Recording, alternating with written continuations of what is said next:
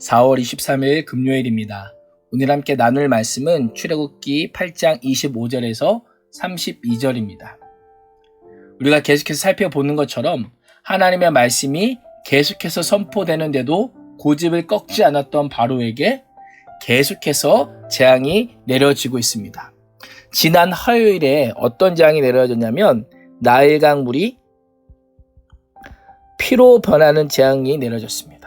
그리고 또한 나일강이 개구리로 가득하게 되는 그런 재앙들이 내려졌습니다. 그리고 어제는 세상의 강력한 무기가 아니라 이 또는 파리와 같은 아주 미약한 것들로 애국과 바로를 하나님께서 치셨습니다. 그럼에도 불구하고 바로 왕은 돌이키지 않습니다. 오늘 말씀에는 네 번째 재앙인 파리 재앙으로 애굽 온 땅이 황폐하게 되고 풍요로운 나일강 삼각주가 파리가 들끓는 더러운 땅이 되자 바로는 모세와 아론을 불러서 이렇게 이야기합니다. 25절 말씀을 한번 읽어보겠습니다. 시작. 바로가 모세와 아론을 불러 이르되 너희는 가서 이 땅에서 너희 하나님께 제사를 드리라. 아멘. 어떤 제안을 하죠? 오늘 말씀에 보면 너희는 가서 어디에서? 이 땅에서. 이 땅이 어디예요? 애굽 땅에서 너희 하나님께 제사를 드리라 라고 하는 타협안을 제시합니다. 우리가 말씀을 보셔서 기억하겠지만 하나님께서 모세에게 처음 자신이 누구인지를 알려주면서 말씀하셨던 계획이 뭐예요? 이스라엘 백성들을 애굽 땅에서 인도하여 내어서 어디로 가는 거예요? 가나안 땅으로 가는 것이 하나님의 계획이었습니다. 27절 말씀을 보면 모세가 말하는 것처럼 사흘길쯤 광야로 들어가서 우리 하나님께 제사를 드리되 우리에게 명령하신 대로 하는 것, 그것이 하나님께서 모세를 통하여 이스라엘 백성들을 향해 갖고 계신 계획이었습니다. 그런데 바로 왕은요, 무엇이라고 이야기를 해요? 광야가 아닌 이 땅에서 라는 조건을 제시하면서 애굽에서 내보내지 않는 대신 종교의 자유를 허락하겠다라고 하는 타협안을 제시하고 있습니다. 이에 모세가 어떻게 반응하죠? 단호하게 거절합니다. 그 이유가 무엇입니까? 26절 말씀을 보면 우리 하나님 여호와께 제사를 드리는 것은 첫 번째 애굽 사람들이 싫어한다라는 것입니다. 또 두 번째 무엇이냐면 애굽 사람의 목전에서 제사를 드리면 그들이 그것을 미워하여 우리를 돌로 칠 수도 있겠습니다 라고 하는 그런 두 번째 이유를 드립니다. 그러나 가장 중요한 이유는 무엇이냐면 27절 아까 우리가 읽었던 것처럼 우리에게 명령하신 대로 해야 되는데 하나님께서 우리에게 명령하신 것이 아니기 때문에 거절하고 있는 것입니다. 사실 이스라엘 백성들은요, 애굽 땅에서 약 400년 정도 살아왔기 때문에 그들의 뼛속까지 애굽의 우상 숭배의 문화에 젖어 있었습니다. 그렇기 때문에 그들이 하나님을 섬기는 백성이 되려면 애굽을 떠나서 새로운 땅에서 출발해야만 했습니다. 모세가 완강하게 거부하자 바로는 다시 한번 타협안을 제시하는데요. 28절 말씀을 같이 읽어보겠습니다. 시작. 바로가 이르되 내가 너희를 보내리니 너희가 너희 하나님 여호와께 광야에서 제사를 드릴 것이나 너무 멀리 가지는 말라라고 이야기합니다. 어떤 제안을 해요? 내가 여기 보시면 광야에서 제사를 드릴 것이지만 너무 멀리 가지는 말라라는 것입니다. 왜요? 이스라엘 백성들이 바로에게서 멀리 떨어진다는 것은요, 엄청난 이스라엘의 인구가 애굽에게 제공하는 노동력을 포기하는 것임을 바로는 잘 알고 있었기 때문에 결코 이스라엘 백성들에게 자유를 주고 싶지 않았던 것입니다. 우리 친구들 한번 생각해 보세요. 내가 만약에 모세라면 이런 상황에 어떻게 반응할 것 같아요? 바로가 어떻게 반응해? 처음에는 안 된다고 했다가 그래? 대신 이번에는 이 땅에서 제사를 드릴 수 있게 해줄게. 근데 그것마저도 거부하니까 너희 말대로 광야에서 제사를 드릴 수 있게 해줄게. 대신 너무 멀리 가지는 마. 점차 그 타협안들이 어떻게 모세가 원했던 바와 거의 가깝게 오고 있습니다. 어떻게 보면 하나님께서 모세에게 명령하신 것들을 다 지킬 수 있는 것처럼 보입니다. 왜요?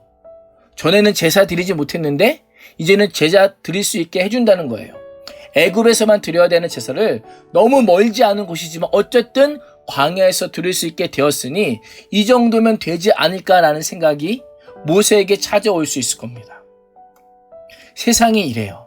세상은요, 마치 바로처럼 믿음의 사람들에게 교묘한 타협안을 제시합니다. 우리 친구들 같은 경우는 어때요? 시험 기간에는 한 번 정도 예배 안 드려도 괜찮아. 하나님이 다 이해해 주실 거야. 다른 친구도 다 똑같이 하는 것인데 너도 괜찮아. 너도 똑같이 해도 괜찮아 라고 하면서 부드럽고 은밀하게 우리를 유혹합니다. 하나님을 섬기되 하나님을 예배하되 갈등을 일으키지 않도록 적당히 예배하고 적당히 하나님을 섬기라고 그렇게 세상 우리에게 말합니다. 하나님을 믿는 것도 좋은데 세상에 뒤처지지 않도록 더 세상을 향해 열심히 달려야 한다라고 우리를 유혹하고 있는 것입니다. 그러나 우리 친구들 오늘 제목이 뭐예요? 안 되는 건 안 돼입니다. 하나님의 말씀이 아니라고 하는 것은 안 되는 것입니다. 친구들, 목사님이 술을 못 먹어서 안 마실까요? 담배를 못 펴서 안 피우는 걸까요? 아니에요. 할 수 있어요. 그런데 안 하는 거예요. 왜? 안 하는 것이 하나님을 기쁘시게 하는 것이고 안 하는 것이 하나님의 명령이기 때문에. 우리가 하나님을 예배한다는 것은요, 단순히 그 시간 그 자리에 예배만 드리면 되는 것이 아닙니다.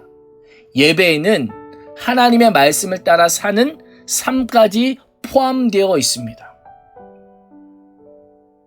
하나님의 말씀대로 살지 않으면서 예배만 드리면 된다? 그 예배는 아무런 가치도 의미도 없는 예배예요. 그래서 이사야서 말씀을 보면 하나님께서 이스라엘 백성들이 우상 숭배와 불법을 행하면서 제사를 드리는 것에 진노하시면서 그럴 거면 차라리 제사를 드리지 말라라고까지 말씀하십니다.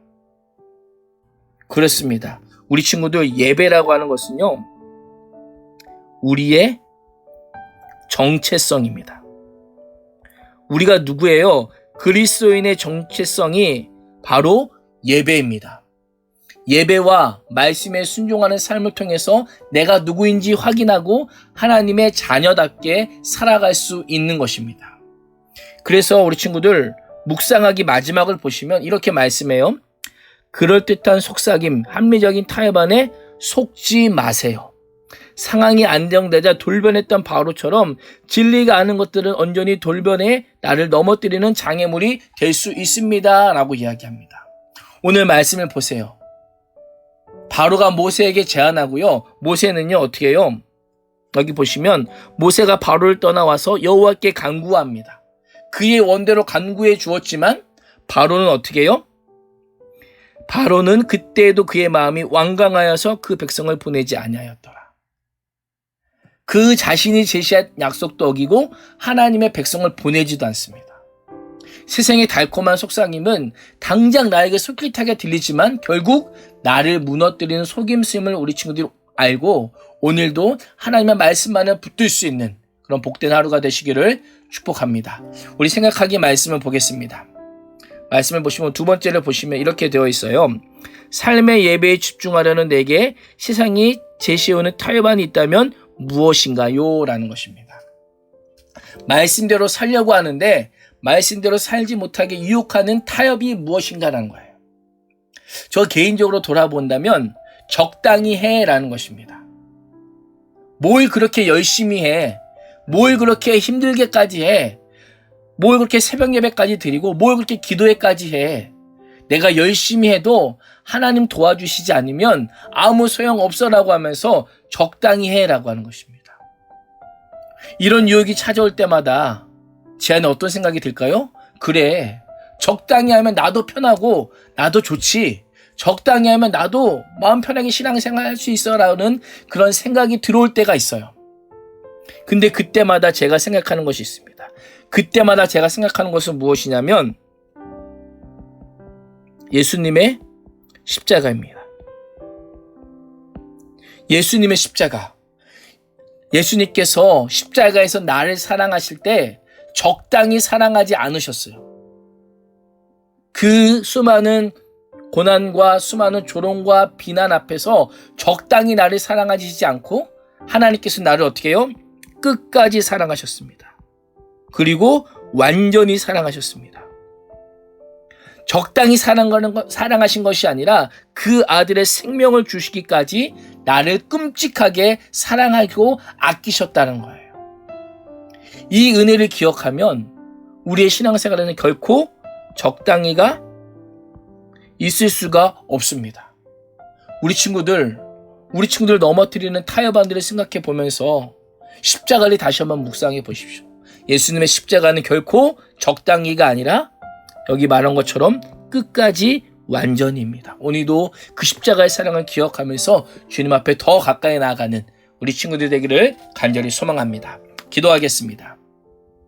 하나님, 세상은 바로처럼 우리를 교묘한 속임수와 눈속임으로 넘어뜨리려 합니다. 적당한 타협 안으로 미지근한 모습으로 하나님을 믿게 하려고 합니다. 모세처럼 진리의 문제 앞에 절대 타협함이 없게 하시고 하나님의 명령에 순종하는 거룩한 삶으로 온전한 삶의 예배를 드리게 하여 주시옵소서.